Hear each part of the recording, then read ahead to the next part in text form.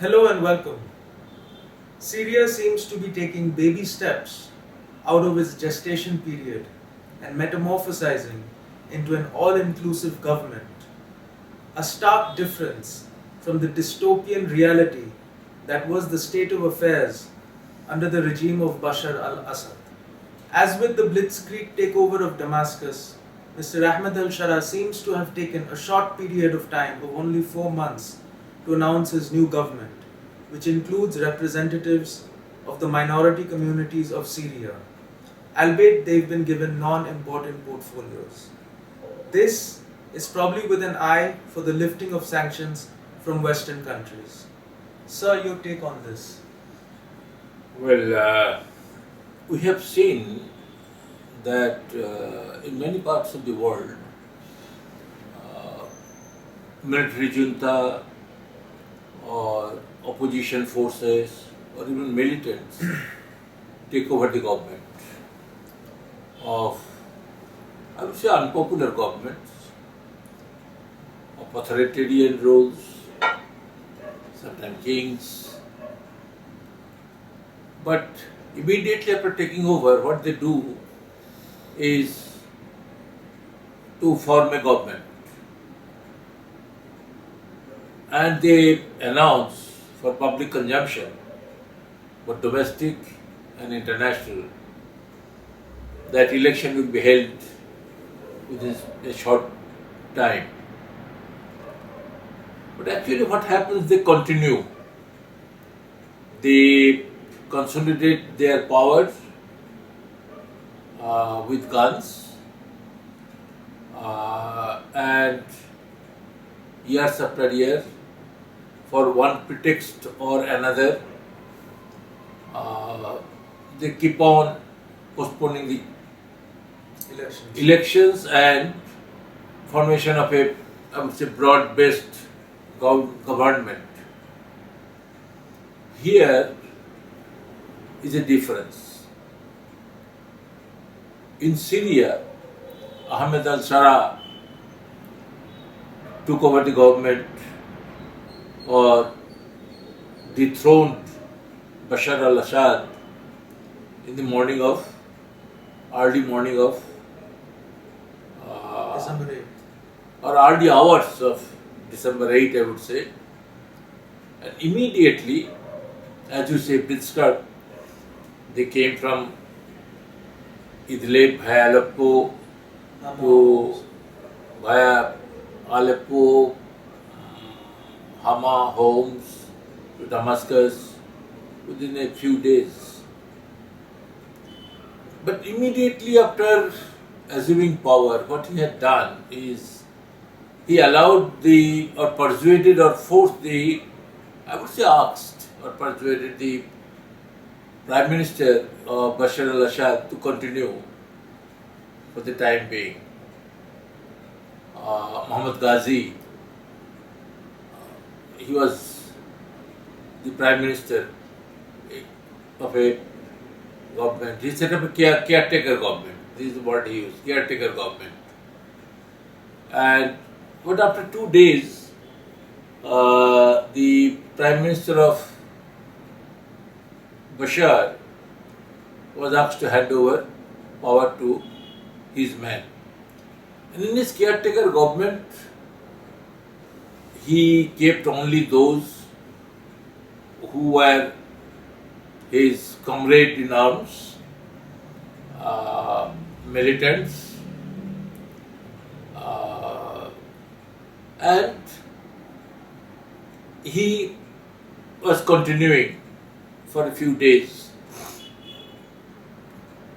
But the Arab world, mainstream Arab world countries, and the US and the West, Western countries, EU countries, mainly Germany and France, they were calling the government in Syria as a rebel government, composed of or consisting of the rebel militants who threw the Bashar out. The HTS. HTS people. HTS and other militants also from the northern and eastern Syria. So they wanted the West, the mainstream Arab countries, for a long period, over a decade or so, what have been trying, I would say for 2 decades, years have been trying since 2003 through Syrian Accountability Act to corner and dethrone or depose or rather regime change in Syria, but they failed. So when this rebel government was in power, there was back-channel communications between the Arab states, some EU countries, and Ahmed Al-Sharaa to form an inclusive government, I would say. And they were assured by Ahmed Al-Sharaa that he would do so as quickly as possible.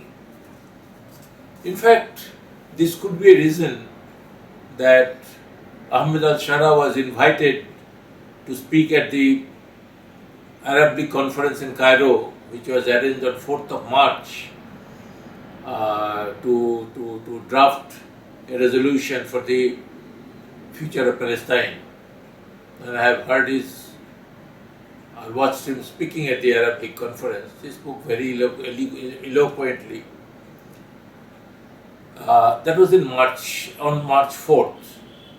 So immediately, and he was, repeatedly reminded there that he should deliver, or he must deliver as quickly as possible. On March 13th, he signed for a transitional constitution, and what a very positive step was taken by him, that he organized a national dialogue in Syria, in Damascus.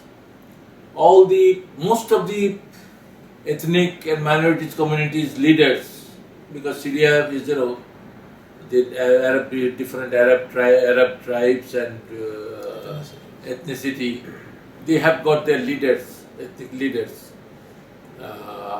their sheikhs. So they came and joined, and it was done in a very meticulous way. This huge number of people cannot discuss deliberate upon all the issues. So they were divided into small groups, each group taking over issues like, drafting of constitution, future of economy, security, defense, and things like that. And after the dialogue, they announced, at the end of the dialogue, a statement was released saying that the new constitution will be drafted which should achieve, and I quote, a balance between authorities, establishing justice, freedom and equality, and laying the foundation for a state of law and institutions, unquote. It also emphasized the importance of freedom of expression and human rights. So that being the case, when Al-Sharaa realized that most of the sects or ethnic communities in Syria were on board, so he formed a new government. The previous one was a caretaker government, which, as I told you, which continues in many countries. Here, what he did is that not a caretaker government, but a transitional government for a period of 5 years. And the transitional constitution also would continue for 5 years. Within that period, a new constitution will be drafted and he also set up a constituent assembly, the former People's Assembly, they call it People's Assembly. The People's Assembly of 250 members was dissolved, and a new People's Assembly will be set up. However, Ahmed Al-Sharaa has the power now to nominate 1/3 of the members in that People's Assembly. Now the new government which has been set up is interesting. In fact, I would say that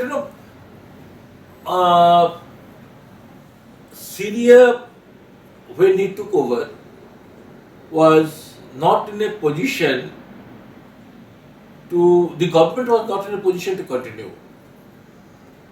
The economic, I have spoken to my friends in Damascus and Aleppo and Tartus during the last say couple of years. The economic condition was really in a bad shape. There was no foreign exchange in the country.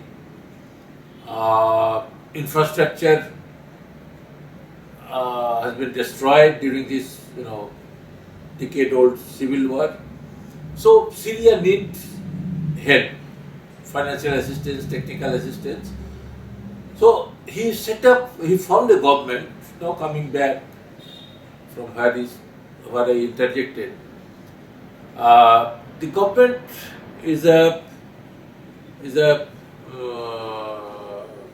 I would say inclusive government. Don't you think so? If we compare the new cabinet and the previous one under Bashar al-Assad, we see that a number of Alawite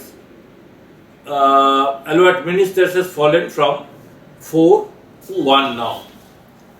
Christian ministers have gone down from 2 to 1. There is now one Kurdish minister compared to none at all in the previous government, while Druze representation has remained the same. Just as under Assad regime, the ministers belonging to Sunni sect of Islam are in majority. Also, another point to be mentioned here is that the most important ministries are still under his loyalists, which is the Foreign Ministry, the Justice Ministry, the Interior Ministry, and the Defense Ministry. So, I mean, this is sort of expected in essence, because he would want the important ministries to be held with his loyalists in order to maintain some amount of stability in the country. So, and the majority members of the government are of Sunni descent. So I think this is also his effort to sort of maintain control over the country. The minority portfolios are, Mr. Yarub Badr. He's of Alawite descent from the previous Bashar al-Assad government. He's been given the portfolio of transport. Madam Hind Kabawat, she's a well-known, anti-Bashar al-Assad activist. She's a woman Catholic member of the new government. She's been given the portfolio of social affairs and labor. Mr. Amgad Badr, he's from the Druze community. He's been given agricultural ministry. And Mr. Muhammad Terko, he's Kurdish and he's been given education ministry. But Mr. Terko is not affiliated to the SDF. He's from Damascus, so that's a point of contention. But you must. And the SDF have rejected this entire. Yeah, we are coming to that issue later. You have to appreciate that though he has taken 7 ministers from his own group, he has also taken 5 ministers who were with Bashar al-Assad before the civil war started. Right. And he had appointed 9 technocrats and academicians and activists in the government. So from that angle, shows his intention also. Yeah, probably to have a professional team. And you said non-important. I would fully agree with you that the strategic portfolios should be under his loyal people, loyalists. But other portfolios, though apparently insignificant, like agriculture, you say that non-important, but Yeah, it is. Syria is a agriculture. Syria exports, you know, Syria has got cash crops of pistachio, olive, then almonds. So agriculture is very important. They Yeah, export no, it. I didn't mean it like that. I mean, So agriculture, fruits, apples, okay, grapes, citrus fruit. right, Syrian citrus fruits are, are popular throughout the Middle East. right. So agriculture is an important issue. No doubt. Agriculture, transport are important, but relatively speaking, as compared to defense and interior, Yes. As you rightly said that he wants to keep those things. And most importantly, Siraj, have you noticed that there is no prime minister? yeah, he's changed the system from parliamentary system to a executive presidential system. I think that he has done it because he wanted to have direct control over the administration. Yeah, There is a secretary general yeah. who will look after. I mean, it is a sort of alarming, that many other analysts are fearing that it's a too much power centric government. Yes, it is. It is. It is. I But agree. like we discussed in the previous episode, Syria is a difficult country to govern and keep together because of the large groups of minorities. So Yes. maybe that's the reason he's done that. But let us wait and see. It's still, the first few days. It's just been 2-3 days since the new government has formed. But if we look back a few weeks ago and the horrendous violence that took place, and more than 1,500 civilians were killed, Alawites and Christians. So this has to be a reminder for him, for Mr. Ahmed Al-Sharaa, to his conscience, that he has to protect the minorities. There's only one Alawite minister. And I suppose that he has to engage with them Right. because Alawites are always Alawites are a Shia sect, and they are they are the martial race of Shia Islam, and that could have been the reason that the French, during the French mandate, there is a state, independent, autonomous state for the Alawites, in the region of Latakia, Tartus and their adjoining areas. But don't you think that the more critical is the Kurdish issue? Yeah, absolutely. Because you mean the SDF?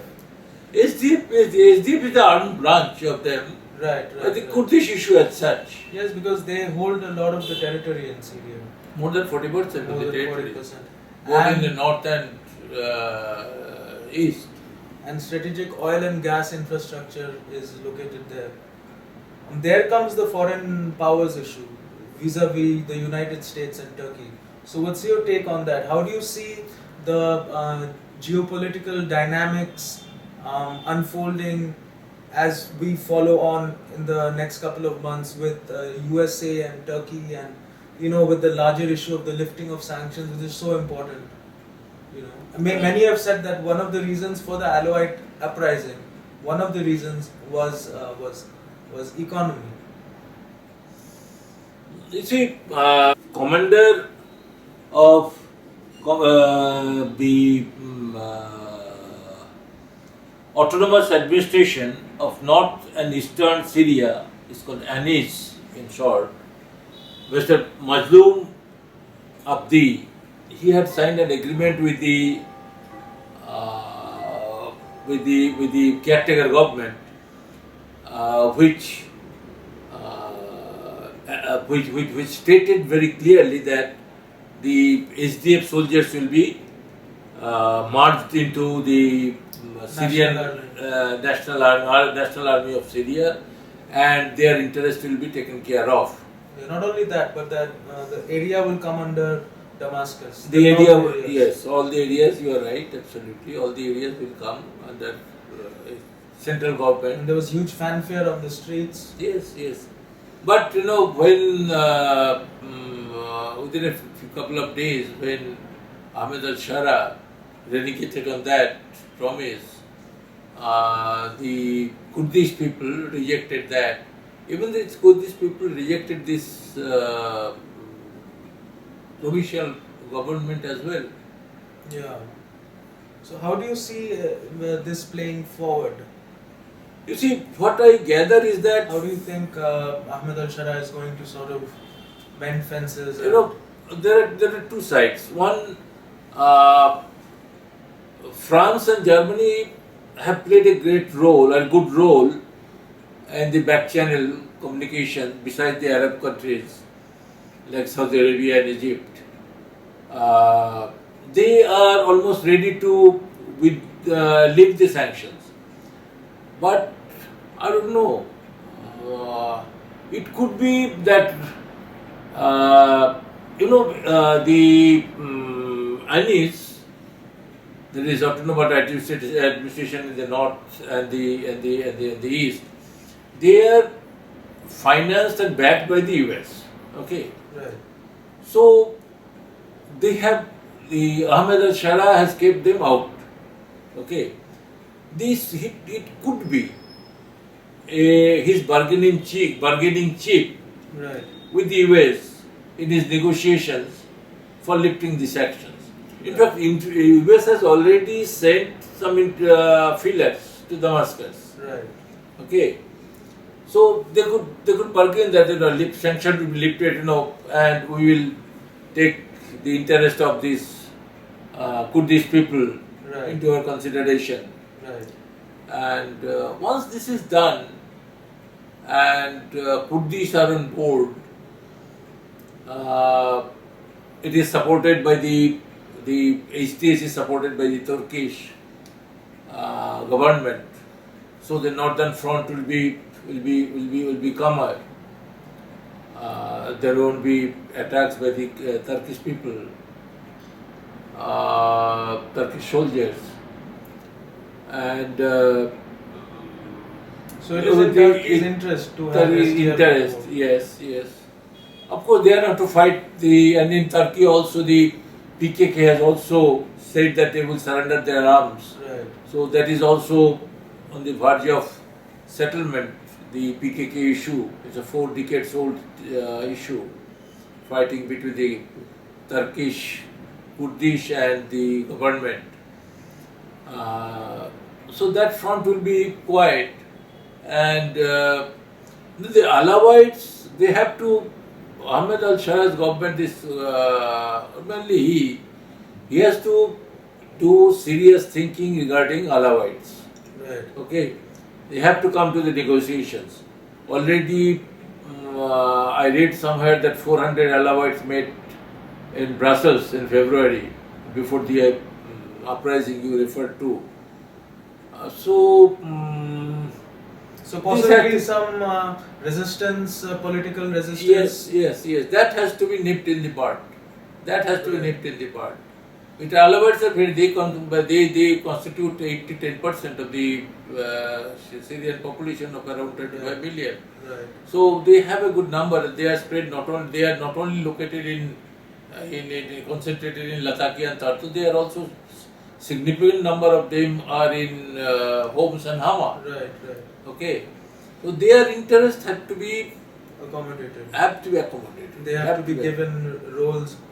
They have to be given Larger roles, roles. larger roles. They should not think that because the Assad regime was a Alawite regime, Yeah. and Alawite, that region and the people enjoyed the best of both the worlds Yeah.